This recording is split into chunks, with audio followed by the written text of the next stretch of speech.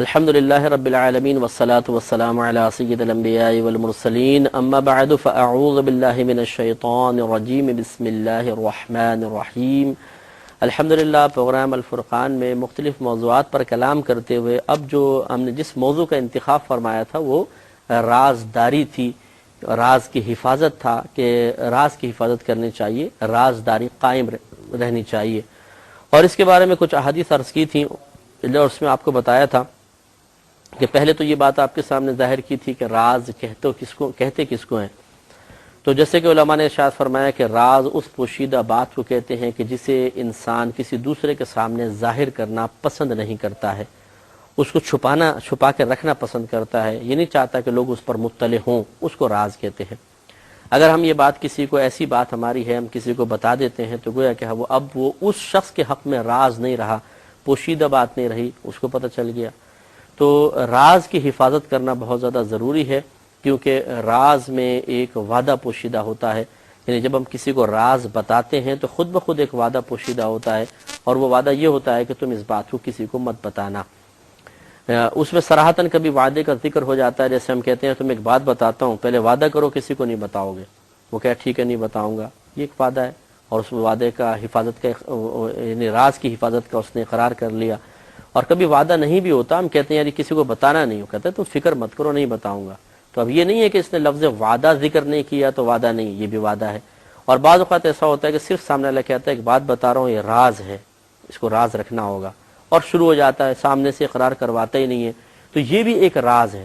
اگر کوئی شخص راز کی حفاظت نہیں کر سکتا، وہ یہ وعدہ نہیں کرنا چاہتا، تو پھر بیان سے روک دے، بھائی میرے سامنے بیان کرو، میں اس کی حفاظت نہیں کر سکوں گا، منع کر دیا جائے، یہ بہت بہتر ہے۔ لیکن اگر کسی نے خاموشی سے اس نے کہا کہ دیکھو میں ایک راز کی بات بتا رہا ہوں، کسی کو ذکر نہیں کرنا ہے، اور فوراً وہ شروع ہو گیا، اب یہ نہیں کہ جی ہم نے کوئی کہا تھا کہ نہیں بتاؤں گا، میں نے زبان سے کچھ کہا تھا، یہ نہیں، آپ کی خاموشی ہی اقرار ہے۔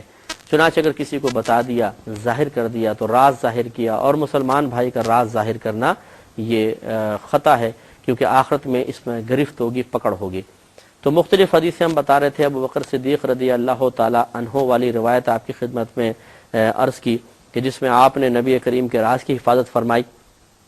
حضرت ابو ہریرہ رضی اللہ تعالی عنہ کی روایت عرض کی، سرکار نے کچھ علوم دیے اور ظاہر کرنے سے منع فرما دیا، وہ ساری زندگی سے راز کی حفاظت کرتے رہے۔ بی بی فاطمہ رضی اللہ تعالی عنہا والی روایت آپ نے سماعت فرمائی، جس میں سرکار صلی اللہ علیہ وسلم نے ایک راز کا انکشاف فرمایا، غیبی خبر آپ کو دی کہ میرا وصال ہونے والا ہے عن قریب۔ اس پہ بی بی فاطمہ رو پڑی، پھر سرکار نے دوبارہ غیبی خبر دی کہ تم سب سے پہلے ایک روایت میں یہ بھی ہے کہ تم سب سے پہلے مجھ سے ملو گی، اس میں روایت میں نہیں تھا۔ پھر سرکار نے جو اس میں ہے اس کے مطابق کہ کیا تم اس بات سے خوش نہیں ہو کہ تم جنتی عورتوں، یہ تمام دنیا کی عورتوں کی سردار ہو، اس پر وہ خوش ہو گئیں۔ تو ابھی عورتوں کی سردار کی غیبی خبر، یقینی اس بات یہ بھی غیبی خبر ہے کہ اللہ تعالیٰ نے آپ کو یہ مقام و مرتبہ دیا، اور کس کا کیا مقام ہے کیا مرتبہ ہے یہ غیبی چیز ہے، اور نبی کریم نے اس غیبی خبر کو بھی منکشف فرمایا۔ تو یہ بھی آپ نے روایت سماعت فرمائی کہ انہوں نے زندگی میں اس راز کو ظاہر نہیں کیا، لیکن نبی کریم صلی اللہ علیہ وسلم کی وفات کے بعد اس بات کو سیدہ عائشہ صدیقہ رضی اللہ تعالی عنہا کے پوچھنے پر بتا دیا، جس سے یہ بات واضح ہو گئی کہ بعض راز ایسے ہوتے ہیں جو زندگی تک راز رکھنا مطلوب ہوتا ہے، اس کے بعد ان کے انکشاف سے کوئی فرق نہیں پڑتا ہے۔ لہٰذا یہ بھی ہمیں دیکھنا چاہیے، پہلی بات تو یہ کہ تجسس بالکل نہیں ہونا چاہیے، کسی کو کریدا نہ جائے، کسی کے راز کو معلوم کرنے کی کوشش نہ کی جائے، یہ قبیح عمل ہے۔ دوسرا ہے کہ اگر کوئی ہمیں راز بتا دے تو اس راز کی حفاظت کرنی چاہیے، کبھی کسی کے سامنے ظاہر نہیں کرنا چاہیے۔ تیسرا یہ کہ اس بات پر غور و تفکر کہ یہ جو مجھے بات بتا رہا ہے کیا یہ زندگی تک ہی چھپانا چاہتا ہے یا بعد وفات بھی اس کو پوشیدہ رکھنا چاہتا ہے۔ جیسے بعض لوگ اپنے گناہ بیان کر دیتے ہیں کہ یار ایک بات بتاتا ہوں، کسی کو کہنا نہیں، خطا ہو گئی، گناہ ہو گیا، بھئی کیا ہو گیا، یہ مجھ سے ہو گیا۔ تو یقینی سی بات ہے کہ کوئی بھی اپنا گناہ نہ زندگی میں ظاہر کرنا چاہتا ہے، نہ مرنے کے بعد یہ چاہتا ہے کہ لوگ میرے عیبوں پر مطلع ہوں، تو یہ راز تو چھپا کر ہی رکھنا ہوگا۔ اور بعض راز ایسے ہوتے ہیں کہ جیسے زندگی تک چھپانے بعد میں نہیں۔ مثال کے طور پر کسی نے کہا کہ یار ابھی کسی کو نہ بتانا کہ میں نے فلاں سے اتنا قرضہ لیا ہے، ہاں جب مر جاؤں تو میری اولاد کو بتا دینا۔ زندگی میں وہ نہیں چاہتا کہ یہ بات سب پہ ظاہر ہو، تو اس کو گلٹی فیل ہوگا، انسلٹ محسوس کرے گا، بے عزتی سی محسوس ہوتی ہے کہ ہم نے فلاں سے قرضہ لیا ہوا ہے۔ تو اب یہ ایک ایسا راستہ جو اس نے خود کہہ دیا زندگی تک حفاظت کر لینا، میرے وفات کے بعد ظاہر کر دینا، اور کرنا ہی پڑے گا کیونکہ اولاد تاکہ قرضے وغیرہ کا اہتمام کر لے، اس کو ظاہر کرنے میں کوئی مسئلہ نہیں ہے۔ تو یوں ان تمام چیزوں پہ غور و تفکر کریں اور پھر ہم اپنا محاسبہ کریں۔ ابھی آخر میں انشاءاللہ محاسبے کی میں آپ کو طریقہ عرض کروں گا کہ اس سلسلے میں ہم اپنا محاسبہ کس کس پہلو سے کر سکتے ہیں۔ آخری جو روایت چل رہی تھی مسلم کے حوالے سے وہ حضرت انس رضی اللہ تعالی عنہ کی روایت تھی۔ ابھی چھوٹے بچے ہیں، بچوں کے ساتھ کھیل رہے ہیں، لیکن صحیح بات ہے کہ وہ بچپنے کی حالت میں بھی بڑوں سے بڑے ہیں کہ انہوں نے نبی کریم صلی اللہ علیہ وسلم نے آپ کو ایک کام سے بھیج دیا، اس کی وجہ سے تھوڑی دیر ہو گئی، گھر پہنچے تو والدہ نے پوچھا کہاں تھے اتنی دیر سے، کیسے آئے؟ تو بتایا کہ میں نبی کریم صلی اللہ علیہ وسلم کے کام سے گیا تھا۔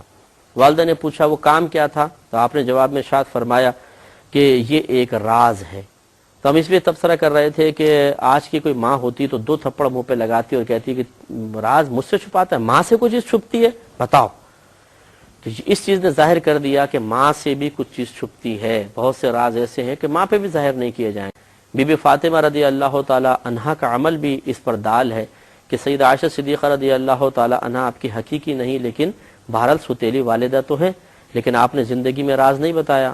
وہ ماں ناراض نہیں ہوئی، نہ یہ ماں ناراض ہوئی، جیسے کہ میں بھی عرض کر رہا ہوں ناراض ہوتی ہے تو آج کی ماں ناراض ہوتی ہے۔ ایسی بہنوں کو ذرا غور کرنا چاہیے۔ سنیے نبی وہ کہتے ہیں جب میں نے کہا کہ وہ ایک راز تھا تو ان کی والدہ نے فرمایا کہ رسول اکرم صلی اللہ علیہ وسلم کا راز کسی کو نہ بتانا، تائید کر دی، ٹھیک ہے بیٹا کسی کو نہ بتانا۔ حضرت انس رضی اللہ تعالیٰ عنہ فرماتے ہیں خدا کی قسم اے ثابت، کیونکہ ثابت رضی اللہ تعالیٰ عنہ اس حدیث کے راوی ہیں، کہ اگر میں یہ راز کسی کو بتاتا تو تمہیں بتاتا۔ آپ اندازہ فرمائیں کہ ثابت رضی اللہ تعالیٰ عنہ گویا کہ ان کے دوست ہیں، قریبی ساتھی ہیں، ان کو بھی نہیں بتایا، اور حضرت ثابت رضی اللہ تعالیٰ عنہ کے بارے میں ہم تصور بھی نہیں کر سکتے کہ اس پہ آپ نے کہا کہ اچھا مجھے راز نہیں بتاتے تو پھر دوستی کیا فائدہ، جاؤ ہم آپ سے بات نہیں کرتے۔ نہیں، ہمارے یہاں یہ ہوتا ہے کہ بلیک میلنگ ہوتی ہے، ماں باپ بھائی بہن دوست بلیک میل کر رہے ہوتے ہیں کہ یار تمہاری کیسی دوستی ہے، ہم ایک راز کی بات نہیں بتا رہے۔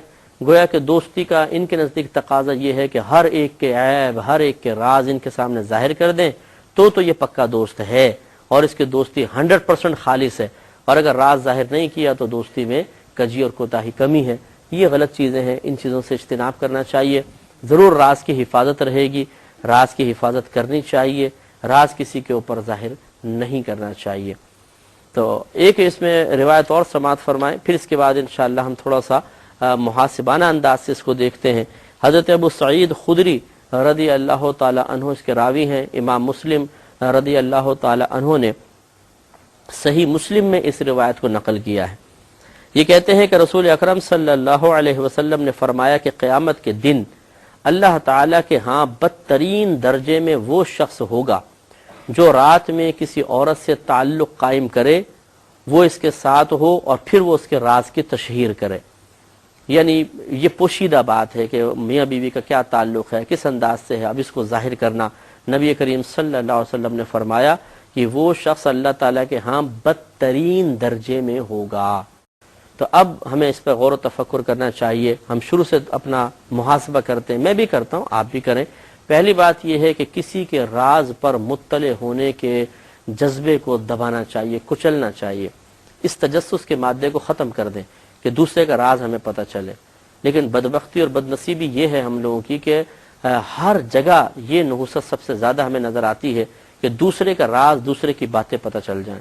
گھروں میں دیکھ لیں، بھائی بہن کی ٹو میں ہوگا، بہن بھائی کی ٹو میں ہوگا، ماں بیوی شوہر کی اور شوہر بیوی کے رازوں کو جاننے کے اندر دلچسپی لے گا، ساس بہو کے راز اور بہو ساس کی ویک پوائنٹ تلاش کر رہی ہوگی، نندوں کے تلاش کر رہی ہوگی، کس طرح پتہ چلے۔ دوست کے بارے میں، دشمن کا تو چلے معاملہ علیحدہ ہی ہے کہ دشمنی میں بہت سی چیزیں آدمی جاننا چاہتا ہے، لیکن دوست کے راز جاننا چاہتا ہے کہ اس کا کوئی ویک پوائنٹ ہاتھ میں آ جائے۔ آپ آفیسز میں دیکھ لیں، فیکٹریز میں دیکھ لیں، سیاست اتنی زیادہ ہے کہ اس لیے دوسرے کے راز کو حاصل کرنا چاہتے ہیں تاکہ کسی مقام پر اس راز کو بیان کر کے انسان کو پھر بلیک میل کیا جا سکے، اس کو مجبور کیا جا سکے، اس کی وفاداری کو خریدا جا سکے۔ یہ ہر جگہ یہ معاملات چل رہے ہیں، یہ انتہائی غلط حرکات ہیں۔ اللہ تعالیٰ نے جیسے ہم نے آیت عرض کی تھی کہ ولا تجسسوا، اللہ نے فرمایا کہ ایک دوسرے کے عیب تلاش نہ کرو، ایک دوسرے کے وہ چیز جس کو دوسرا چھپانا چاہتا ہے اس کو حاصل کرنے کے لیے جستجو نہ کرو۔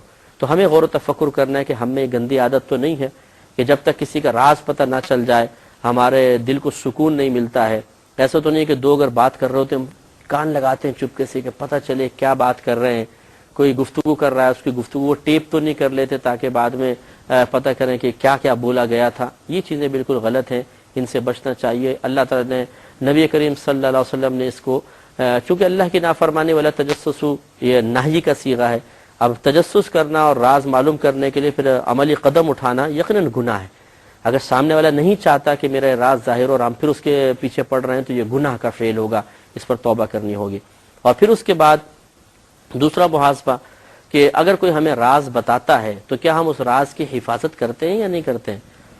تو یہ بھی ہمیں غور و تفکر کرنا چاہیے کہ راز اگر کسی نے بتایا ہے تو اگر ساری زندگی رکھنے کے لیے بتایا ہے تو ساری زندگی اس کو روکنا ہوگا، کسی کو ظاہر نہیں کرنا ہوگا۔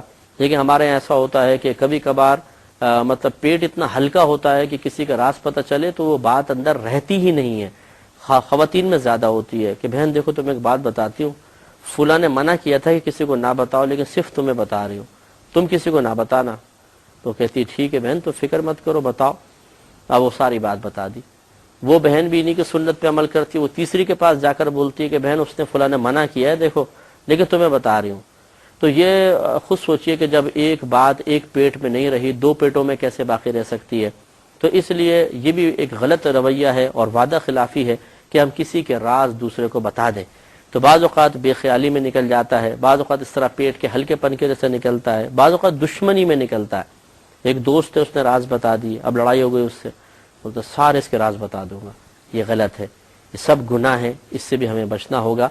میں بہک سکوں یہ مجال کیا میرا رہنما کوئی اور ہے۔ 26 جی ہاں 26 ڈگری ٹھنڈک میں وہی دم اور بجلی کا بل 30% کم۔ تو اے سی کم سے کم چلائیں اور جب چلائیں 26 پر چلائیں۔ میں بہک سکوں یہ مجال کیا میرا رہنما کوئی اور ہے۔ ایک بزرگ تھے جن کی زوجہ سے کچھ تلخ کلامی ہوئی، کچھ ناچاکیاں ہو گئیں، تو کسی نے پوچھا کہ کیا آپ کا معاملہ ہے، زوجہ کے ساتھ کیا معاملہ چل رہا ہے؟ فرمایا میری بیوی ہے اور میں اپنی بیوی کا راز ظاہر نہیں کرنا چاہتا۔ کہا ٹھیک ہے جی۔ کچھ عرصے بعد معاملہ آگے بڑھا اور طلاق تک نوبت پہنچ گئی، حضرت نے اس کو طلاق دے دی۔ پھر وہ شخص آیا کہنے لگا اب تو وہ آپ کی بیوی نہیں رہی نا، اب بتائیے کیا معاملات ہوئے تھے؟ تو آپ نے ارشاد فرمایا کہ جب وہ بیوی تھی تو بیوی کی حیثیت سے میں نہیں چاہتا تھا کہ وہ اس کے کوئی راز ظاہر کرو، اور اب وہ ایک اجنبی عورت ہے اور میں ایک اجنبی عورت کے راز تمہیں بتاؤں، یہ کیسے ہو سکتا ہے؟ تو آپ غور فرمائیں کتنی پیارے انداز سے آپ نے بات بیان فرما دی۔ اسی طریقے سے ہمیں کرنا چاہیے۔ اب یہاں پہ خواتین کا معاملہ یہ ہوتا ہے کہ شوہر کے سارے راز، شوہر کی باتیں وہ دوسری عورتوں کو بتا رہی ہوتی ہیں، شوہر اپنے گھر کے معاملات دوسروں کو بتا رہا ہوتا ہے۔ اب جیسے یہی روایت سرکار نے فرمایا کہ جو مطلب زوجہ کے پاس جائے تعلق قائم کرے تو پھر یہ کسی کو ظاہر نہ کرے، وہ بدترین درجے میں ہوگا۔ تو ضروری نہیں کہ اس عمل والا ہی بدترین درجے میں ہوگا، مطلب یہ کہ وہ جو ایک راز کی بات ہے، ایک عورت کی حیا کی باتیں ہیں، ایک مرد کی حیا کی باتیں ہیں، وہ دوسری عورت کو بتا دینا یا دوسرے مرد کو بتا دینا یا دوستوں کے درمیان بیٹھ کر اس کو پھر مزے لے کر بیان کر دینا، یہ قطعاً غیر مناسب ہے، ایسا نہیں ہونا چاہیے۔ خواتین میں بھی یہ بڑی بیماری ہے کہ وہ شوہر کی باتیں دوسری عورتوں کو جا کر بتاتی ہیں، چاہے وہ کیسی بھی معاملات کی باتیں ہوں، قریبی سہیلیوں کو بتا دی جاتی ہیں، یہ گناہ کی بات ہے۔ اسی طرح مطلب ہمدردی حاصل کرنے کے لیے عورتیں اپنے شوہر کے بہت سے راز دوسرے عورتوں کے سامنے بیان کرتی ہیں، شراب پیتا ہے، وہ تو غیر عورتوں سے تعلق رکھتا ہے، فلاں مسئلہ ہے۔ اب اگر کسی کو بھی نہیں پتا تو ایک راز کی بات تو ہے نا، پوشیدہ بات ہے، اس کو اپنے شوہر کے راز کی حفاظت کرنی چاہیے۔ لیکن وہ دوسری عورت کی ہمدردی حاصل کرنے کے لیے یا بعض اوقات خاندان میں یہ ثابت کرنے کے لیے کہ میں بڑی مظلومہ ہوں اور ان معاملات میں حق بجانب ہوں، وہ شوہر کے وہ چیزیں ظاہر کر دیتی ہے جو کسی کو پتہ نہیں ہوتی، ان کو بیان کر دیتی ہیں۔ یہ غلط ہے اور گناہ ہے، اس راز کی ہمیں حفاظت کرنی چاہیے۔ تو اس لیے اس پہ محاسبہ کریں کہ ایسا تو نہیں کہ ہم اپنے گھر والوں کے ساتھ یہی معاملہ کرتے ہیں کہ یہ چیزیں دوسروں کے سامنے بیان کر دیتے ہیں۔ حضرت انس رضی اللہ تعالی عنہ سے سبق حاصل کریں کہ وہ بچے ہونے کے باوجود کسی کا راز ظاہر نہیں کر رہے اور ہم بتا دیتے ہیں، یہ غلط ہے۔ اسی طرح ماتحت وہ افسر کے بارے میں غور کرے، میں افسر کے ویک پوائنٹ تو کسی کے سامنے نہیں بیان کر دیتا ہوں۔ شاگرد استاد کے بارے میں غور و تفکر کرے، مرید پیر کے بارے میں سوچے کہ ہاں کیا ہم ان کے راز تو ظاہر نہیں کر دیتے۔ راز کی حفاظت بہت ضروری ہے۔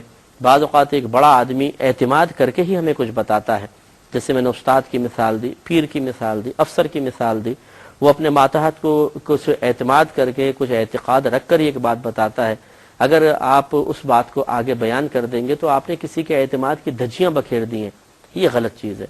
اسی طریقے سے بعض اوقات جیسے آج کل ہمارے یہاں چل رہے ہیں کہ مطلب شادی سے پہلے کوئی محبت ہو گئی کسی سے، مزاجی جس کو عشق مجازی کہتے ہیں، کہ وہ ہو جاتا ہے۔